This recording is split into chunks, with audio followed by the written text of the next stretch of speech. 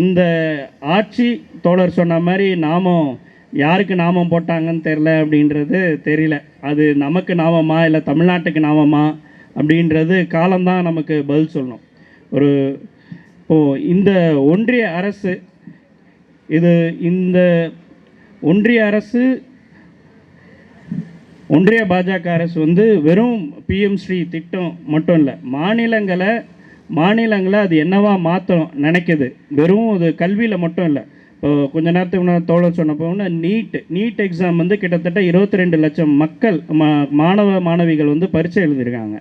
இந்த மாணவிகள் 2 வருஷம் 3 வருஷமாக தொடர்ச்சியாக எந்த வீட்டு கல்யாணத்துக்கோ இல்லை ஃபங்க்ஷனுக்கோ எங்கேயும் போகாமல் கொள்ளாமல் புத்தகமே கண்ணா ஸ்கூலு இந்த கிளாஸ் ரூமு இன்ஸ்டியூட்டு இப்படி படிச்சுட்டு இருக்கிற இந்த எழுதி பரீட்சை எழுதின 22 லட்சம் மாணவர்களை அசால்ட்டாக இவனுங்க சம்பாதிக்கிறதுக்கும் இவனுங்க லாபம் அடையிறதுக்கும் பெரிய பணக்காரர்களுக்கு கொஷின் பேப்பரை கொடுத்து அவங்கள டாக்டர் ஆக்கிறதுக்கும் மந்திரிமார்களோட பசங்களும் ஐஏஎஸ் ஐபிஎஸ் அதிகாரிகளோட பசங்களும் டாக்டர் ஆக்கிறதுக்கும் இந்த பேப்பரை லீக் பண்ணி இந்த 22 லட்சம் மாணவர்களோட படிப்பு வீணாக போச்சு. இப்போ இதில் எத்தனை பேர் மன உளைச்சலில் மீண்டும் அந்த பரீட்சை அவங்களால எப்படி எழுத முடியும்? இந்த 22 லட்சம் பேர் எழுதுகிற ஒரு பரீட்சையை ஒழுங்காக இவங்களால் ஒழுங்கமைக்க முடியாத இந்த மத்திய அரசு கல்வியில் சிறந்த தமிழ்நாட்டை பார்த்து நீ இந்த மும்மொழிப்படி நீ பிஎம் ஸ்ரீ திட்டத்தை கல்வி இது பண்ணு அப்படின்னு நமக்கு சொல்லுது. அவன் இங்கிலீஷில் சண்டே அப்படின்னு எழுத சொன்னால் SUNDAY நம்ம தமிழ்நாட்டில் எழுதுனா அவன் சண்டே SANDAIன்னு எழுதுறான். இதுதான் வடநாட்டில் இருக்கிற கல்வி. யார் கல்வியை நமக்கு சொல்லிக் கொடுக்கணும்னு அவசியம் இல்லை. அதுக்கு ஒரு அருகதை இல்லை. இப்போ நம்ம இப்போ ஒரு 5 கிலோமீட்டர் நம்ம டிஸ்டன்ஸில் வரோன்னா நம்ம வட மாநிலத்திலேருந்து அங்கே வேலை வாய்ப்பு இல்லாமல் கல்வி பெற முடியாமல் வாழ்க்கையை இழந்து இங்கே வாழ்க்கையை தேடி எத்தனை பேர் இங்கே நம்ம இந்த சாலையோர கடைகள்லையும் எத்தனை தொழிற்சாலைகளையும் எவ்வளோ பேர் இருக்காங்க நமக்கு தெரியுது.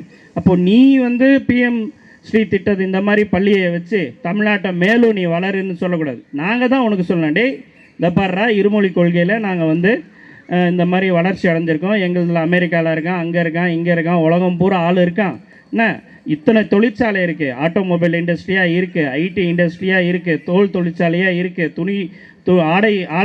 துணி ஆலையாக இருக்குது, எந்த இது இல்லை, மோட்டர் பம்பு, இந்த மாதிரி இத்தனை விதமான ஒரு வகையான தொழில்கள் இந்த கட்டமைப்பு இந்தியாவில் தமிழ்நாட்டை தவிர இருக்குது. அப்போ வளர்ச்சி அடைந்த மாநிலமான நம்மளோட மாநில கொள்கையை இது நீ இந்தியா முழுக்க கொண்டு போகிறது தான் சரி.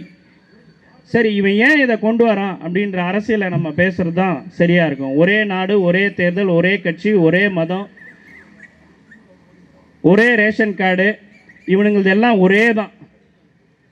ஏன்னா இப்போ பிஎம் ஸ்ரீ திட்டத்தின் மூலயமா டைரெக்டாக இந்திய திணிப்புக்கும் டைரெக்டாக மும்மொழி கொள்கையை தமிழ்நாட்டில் கொண்டு வர முடியாது. நீ பிஎம் ஸ்ரீ திட்டத்தை எடுத்துக்க, இந்த ஸ்கூலெல்லாம் தர அப்படின்னு சொல்லிட்டேன்னா அந்த ஸ்கூலில் திறக்கணும். அடுத்தது அவன் இந்திய திணிப்பான், அதுக்கு அடுத்தது சமஸ்கிருதத்தை திணிப்பான். இந்த இந்தியை தான் ஒட்டுமொத்த இந்தியாவுக்கும் ஒரே மொழியை ஆக்கணும்னு, அடுத்தது பிற்காலத்தில் சமஸ்கிருதத்தை ஆக்கணுன்றது தான் இந்த பிஎம் ஸ்ரீ திட்டத்தோட ஒரே லட்சியம்.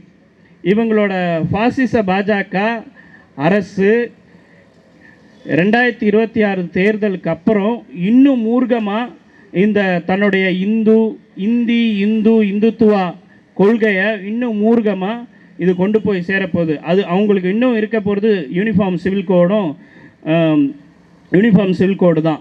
அப்புறம் சிட்டிசன்ஷிப் ஆக்ட், இது ரெண்டையும் நடைமுறைப்படுத்திட்டானா இனிமேல் எலெக்ஷனோ எதுவுமே வேலை இருக்காது. ஒரே கட்சி, இந்தியா முழுக்கும் ஒரே கட்சி தான் ஆளும், அது பாஜகவாக தான் இருக்கும். அவன் சொல்கிற மந்திரத்தை தான் ஓதணும், அவன் சொல்கிற சாப்பாட்டை தான் நம்ம சாப்பிடணும், அவன் சொல்கிற உடுத்துகிற துணியை தான் நம்ம உடுத்தணும். இந்த மாதிரி எல்லாம் ஒரேன்னு ஆகிடும்.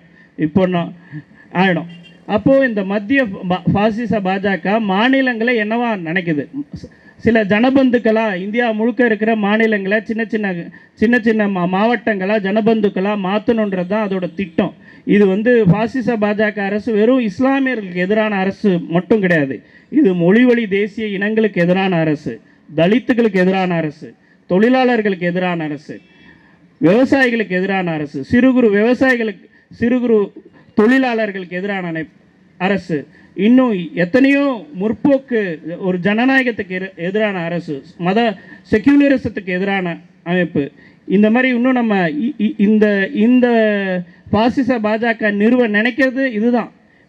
தமிழ்நாடுன்னு ஒரு மாநிலம், மொழி வழியில் ஒரு மாநிலம் இருந்துடக்கூடாது, வெஸ்ட் பெங்கால்னு ஒரு மாநிலம் இருக்கக்கூடாது, கேரளான்னு ஒரு மாநிலம் இருக்கக்கூடாது, எல்லாம் இந்தியா தான். இந்து ராஷ்டிர இந்தியா, எல்லாம் அங்கங்கே பசுமாட்டை அங்கங்கே கட்டிட்டு அங்கங்கே கோமியத்தை வாங்கி எல்லாருக்கும் தலையில் தெளிச்சுட்டு எல்லாம் நல்லது நடக்கும்னு போயிட்டே இருக்க வேண்டியதுதான். நீ பசங்கள்லாம் படிக்க வைக்காத, நோய் தீரணுமா கோமியத்தை வாங்கி முடிச்சுக்கோ, இதுதான் ஒரே தீர்வு.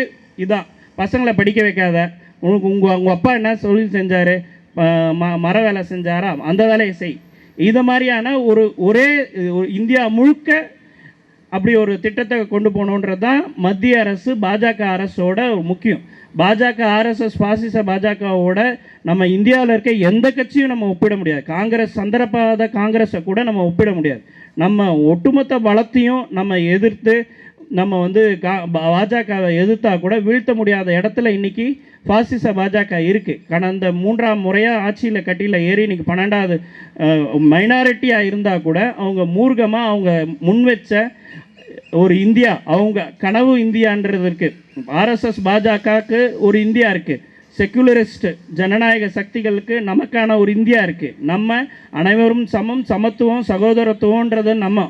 அவனுக்கு நீ மேலே நான் கீழே சனாதன கொள்கையை நிறுவுறது அவனோட கொள்கை.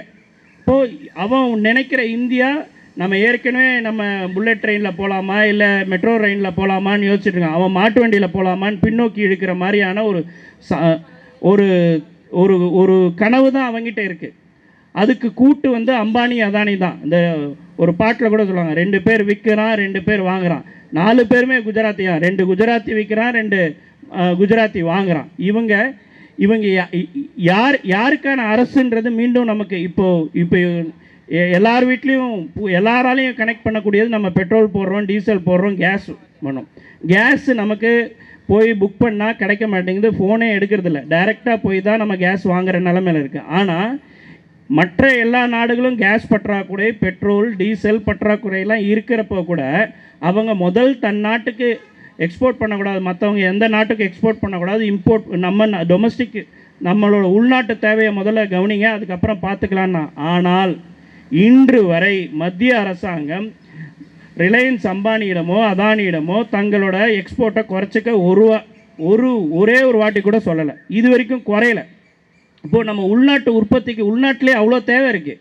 இன்றைக்கி விவசாயத்துக்கு உற்பத்திக்கு ஃபெர்டிலைசர் தேவைப்படுது, மருந்துலாம் தேவைப்படுது, இதெல்லாம் உற்பத்தி செய்ய முடியல, கேஸ் தேவைப்படுது, டீசல் தேவை, எல்லாம் தேவைப்படுது. ஆனால் நமக்கு தேவையான பொருள் எக்ஸ்போர்ட் ஆகிட்டு இருக்குது. அவன் வந்து கொள்ளையாக லாபத்தை அள்ளி கொண்டு இருக்கிறான். ஒரு பக்கம் அம்பானி அதானி கொள்ளையடிக்க விடுறது, இன்னொரு பக்கம் அதன் பின்புலத்தில் அவங்களோட தைரியத்தில் இந்தியாவை இந்துமயமாக்கிறது. இஸ்லாமியர்கள் எங்கேயா போய் ஆடு வெட்டினா மாடு வெட்டினா அங்கே போய் சண்டைக்கு போகிறது. வேலை இல்லாமல் லட்சக்கணக்கான மக்கள் ரோட்டில் திரிகிறான். காக்ரோச் ஜனதா பார்ட்டின்னு ஒருத்தன் ஆரம்பித்தான். சும்மா இருந்த சங்க ஊதி கட்டுற மாதிரி சீஃப் ஜஸ்டிஸ் ஆஃப் இந்தியா வந்து காக்ரோச் இவங்கெல்லாம் வேலை வெட்டி இல்லாதவங்கன்னு சொன்னோடனே ஆரம்பித்தான். எத்தனையோ கோடிக்கணக்கான மக்கள் வந்து அவன் எவ்வளோ கஷ்டத்தில் இருக்கான், எவ்வளோ வேலை வாய்ப்பு, இந்த மாதிரி படிக்கிறது முடியாமல் எவ்வளோ துன்பத்தில் இருக்கான்றத, விலைவாசி பிரச்சனை, படிக்க வைக்க முடியல பசங்களை, இந்த மாதிரி எவ்வளோ பிரச்சனையாக இருக்குது. உடனே 2 கோடி 3 கோடி பேர் 48 மணி நேரத்தில் சேர்ந்தான், உடனே மறைச்சிட்டான். பிரச்சனை வந்து இன்றைக்கி நாட்டில் நம்ம வாழ்கிறதா சாவறதான்றதான் பிரச்சனை. இன்றைக்கி நீ இந்த சாமி கும்பிட்றியா அந்த சாமி கும்பிட்றியான்றதெல்லாம் 2வது தான். இந்த சாமியை மட்டும்தான் கும்பிடணுன்றது அதுக்கு அடுத்து தான். அப்போது இந்த பாசிச பாஜக என்ன செய்யுது அப்படின்றது மீண்டும் மாநிலங்களை ஒன்றும் இல்லாமல் ஆக்கிறது. கடந்த ஆட்சியில் நம்ம இப்போ இந்த வந்தே மாதரம் குறித்து ஒரு பாடல் கூட சொன்னோம். வந்தே மாதரம் ஜனகண மனன்றது இந்தியாவோட தேசிய கீதம். ஆனால் அந்த தேசிய கீதத்துக்கு முன்னாடி ஜனகண மனம் ஏன் பாட சொல்கிற? எதுக்கு நீ வந்து வந்தே மாதரத்தை பாட சொல்கிற? தேசிய கீதம் தானே முதல்ல. நீ உன் கணக்குக்கே வரேன், தமிழ் தாய் வாழ்த்து பாடுறியா பாடலையான்றது மற்ற மாநிலம் கூட. வந்தே மாதரம் முதல்ல ஏன் பாட சொல்கிற? ஏன்னா ஆர்எஸ்எஸ் பிஜேபியோட ஏற்ற மாதிரி வந்தே மாதரம் பாடல் இருக்குது. ஏன்னா அதில் இஸ்லாமிய வெறுப்பு இருக்குது, இஸ்லாமியர்களுக்கு எதிரான கருத்து இருக்குது, சிறுபான்மையினுக்கு எதிரான கருத்து இருக்குது. அதனால் முதல்ல வந்தே மாதத்தை பாட சொல்கிறேன். ஜனகணமன தேசிய கீதத்தை 2வது பாட சொல்கிறேன். 3வது தமிழ் தாய் வாழ்த்தை பாட சொல்கிறேன். கடந்த ஆட்சி காலத்தில் கவர்னர் 2 வாட்டி ஏந்து ஓடினார். எதுக்கு ஓடினார்? ஒன்றும் இல்லை, தமிழ் தாய் வாழ்த்து பாடிட்டோமா. நம்ம மொழியில் நம்ம பேசுகிற, நம்ம மதிக்கிற, தமிழ் தேசிய உணர்வு உள்ள, தமிழ் தேசிய உணர்வு உள்ள மக்கள் கொண்ட தமிழ்நாட்டு மக்களால் தேர்ந்தெடுக்கப்பட்ட அரசு ஒரு இருக்கிற அதிகாரத்துக்கு உட்பட்டு தமிழ் தாய் வாழ்த்தை பாடிச்சு. உனக்கு பொறுக்க முடியாமல் அங்கேருந்து ஓரேன். உனக்கு என்ன வேலை? போஸ்ட்மேன் வேலை தான். வந்தியா, கையெழுத்து போட்டியா, போனோம். உனக்கு என்ன கொள்கை வேண்டியிருக்கு கவர்னருக்கு?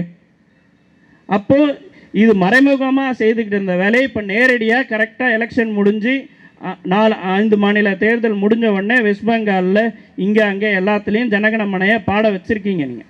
அப்போது இது இந்த தாவாக்காக்கான ஒரு டெஸ்ட். அவங்களும் இல்லை அவங்க சொல்லிட்டாங்க, நாங்கள் சொல்லியும் கேட்கல அப்படின்னு சொல்கிறாங்க. இப்போது டெல்லியில் போய் பிரதம மந்திரியை பார்க்க போகும்போது தமிழ்நாட்டு அரசில் நீங்கள் எங்களுக்கு ஒரு விளக்க உரை கொடுங்க, நாங்கள் தமிழ்தாய் வாழ்த்து எப்போ பாடுறதா வேணாமாண்டே.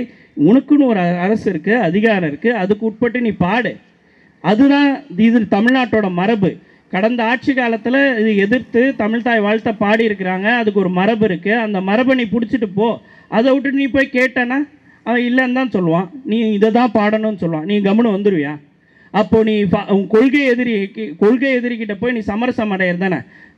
அப்போ உன்னோட அரசியல் எதிரியே இந்த தமிழ்நாட்டோட விழுமியங்களோட ஜனநாயக உரிமைகளையும் மாநில சுயாட்சி உரிமைகளையும் மாநில அதிகாரத்தையும் விட்டு கொடுக்காம அவன் நடத்துகிறான். டீலிமிட்டேஷன்லேருந்து எல்லாத்துலேயும் அவன் விடாப்படியாக சண்டை நடத்தினான்.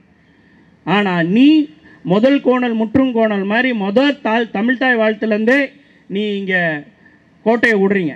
எப்போது இந்த பாசிச பாஜக திராவிட முன்னேற்ற கழகம் மாதிரியான ஒரு கட்டமைப்பு பொருந்தே வரலாறு நெடுகிலும் சமூக நீதி கொண்ட இந்த மாதிரியான ஒரு அரசையே ஆட்டி பார்க்கும்போது இன்றைக்கி இந்த விசில் ஓட சத்தம் எவ்வளோ சீக்கிரம் அடக்க முடியுன்றது நமக்கு இந்த தமிழ்தாய் வாழ்த்துலேயே தெரிஞ்சிருச்சு. அதனால் நம்மளோட தமிழ் தேச மக்கள் முன்னணி இந்த